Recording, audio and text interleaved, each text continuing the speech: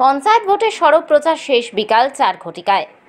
Kadamtala block এলাকার বিভিন্ন গ্রাম পঞ্চায়েতে মহামিছিল বাইক র্যালি করে রাজনৈতিক দলগুলি কংগ্রেস সিপিএম একসাথে বের হয় বাঘনে। কদমতলা পঞ্চায়েত সমিতির প্রার্থী মানিকলাল দাস ও একটি র্যালি বের করেন। বিভিন্ন জায়গায় ওয়ার্ডভিত্তিক মিছিল চলছে। সব মিলিয়ে সব প্রচার শেষ। এবার জনতা রায় দেবে ৮ই আগস্ট। কদমতলা ব্লকের ১৯টি গ্রাম পঞ্চায়েতে ও ১৫টি পঞ্চায়েত সমিতির আসনে লড়াই চলছে।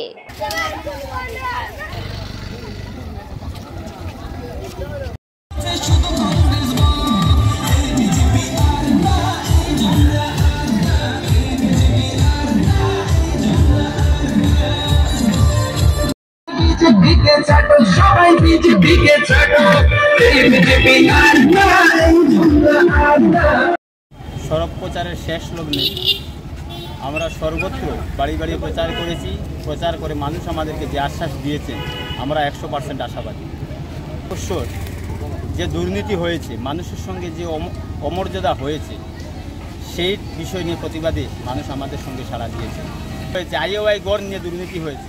প্রত্যেকটা আইওআই গড়ের বেনিফিশিয়ারির কাছ থেকে 10,000, 20,000 টাকা করে ঘুষ নেওয়া হয়েছে। এই সকল বিষয়ের প্রতিবাদে মানুষ আমাদের সঙ্গে সাড়া দিয়েছে। আমরা 13 গ্রাম আসন আছে বাগন গ্রাম পঞ্চায়েতে। আমরা গণদেবতার উপরে বিশ্বাসী, আমরা আশাবাদী।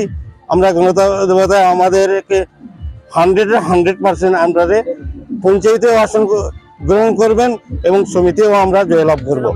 অন্যদিকে উত্তর ফুলবাড়ি ও দক্ষিণ কদমতলায় বাইক র্যালি করে বিজেপি।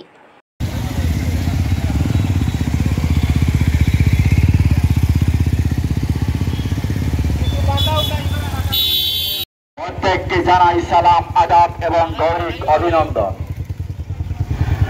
উত্তর ফুলবাড়ি গ্রাম পঞ্চায়েতে 1 নং ওয়ার্ডের ভারতীয় জনতা পার্টির মনোনীত প্রার্থী মোসাম্মতে নাসরিন আক্তার চৌধুরী ও কানুওয়ালা দাসকে পদ্মচিহ্নে ভোট দেওয়ার আহ্বান রেখে পঞ্চায়েতের সড়ক প্রচারের শেষ দিন উপলক্ষে আমরা উত্তর ফুলবাড়ি গ্রাম পঞ্চায়েতে ভারতীয় জনতা পার্টির পক্ষ থেকে একটি বিশাল বাইক র্যালি, টমটম গাড়ি থেকে শুরু করে এলাকার মানুষ যে যা নিয়ে পেরেছে সব কিছু নিয়ে এই মিছিলে সামিল হয়েছে। এবং উত্তর ফুলবাড়ি গ্রাম পঞ্চায়েতে এমন একটা সাড়া পড়েছে, আজকে বিরোধী দলের দেখা নেই। এই গ্রাম পঞ্চায়েত সম্পূর্ণ ভারতীয় জনতা পার্টির দখলে। এখানে বিরোধী দলের কোনো ছিন্ন ভিন্ন নেই।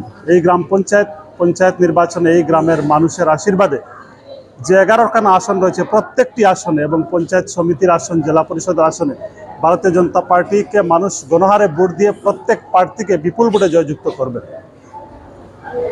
আমি আমার প্রিন্ট মিডিয়ার বন্ধুকে আমি ধন্যবাদ জানাই। আমি এই যে আসন্ন ত্রিস্তর পঞ্চায়েত নির্বাচন, ভারতীয় জনতা পার্টির নেতৃত্বে বিগত 5 বছর আমাদের বিধানসভার 15টি গ্রাম পঞ্চায়েতে আমাদের সরকার ছিল। এই 5 বছরে আমরা উন্নয়নকে হাতিয়ার করে সাধারণ মানুষের জন্য কাজ করেছি। আবারও ত্রিস্তর পঞ্চায়েত নির্বাচন এসছে আগামী 8ই আগস্ট। মানুষের কাছে আমরা যাচ্ছি। আমরা বিগত 5 বছর মানুষের জন্য যে কাজগুলো করেছি, মানুষের যে মঙ্গল কামনায় আমাদের প্রত্যেকটি পঞ্চায়েতের নির্বাচিত প্রতিনিধি যারা ছিলেন তাদের সর্বস্ব নিয়োজিত করেছিলেন মানুষের জন্য। এই বিষয়গুলোকে নিয়েই আমরা আগামী পঞ্চায়েত নির্বাচনে আমরা উত্তীর্ণ হয়েছি। সারা বিধানসভার প্রত্যেকটি গ্রাম পঞ্চায়েতের প্রত্যেকটি ওয়ার্ডে যতগুলো আমরা সভা করেছি, প্রত্যেকটি সভাতে যে পরিমাণ মানুষের সমর্থন আমরা পেয়েছি, আমরা নিশ্চিত আগামী ত্রিস্তর পঞ্চায়েত নির্বাচনে কদমতলা কুর্তি মণ্ডলের অন্তর্গত 18খানা গ্রাম পঞ্চায়েত ভারতীয় জনতা পার্টির দখলে আসবে এবং মানুষের বিপুল আশীর্বাদ নিয়ে আমাদের প্রত্যেকটি পঞ্চায়েত আগামী দিনে তাদের সেবায় নিয়োজিত থাকবে।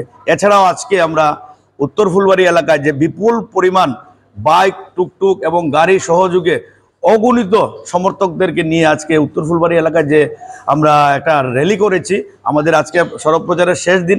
এই র্যালিতে উত্তর ফুলবাড়ি এলাকা সহ সারা বিধানসভায় যে প্রভাবটা বিস্তার করবে আগামী 8ই আগস্ট, আমরা নিশ্চিত আমরা ভারতীয় জনতা পার্টির পক্ষে প্রত্যেক সাধারণ মানুষ তাদের মতদান বা ভোটদান ওনারা করবেন।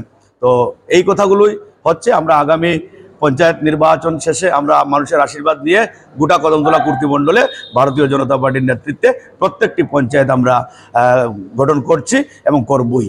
ধন্যবাদ। কদমতলা থেকে ভানুচন্দ্রের রিপোর্ট, ত্রিপুরা পাইওনিয়ার।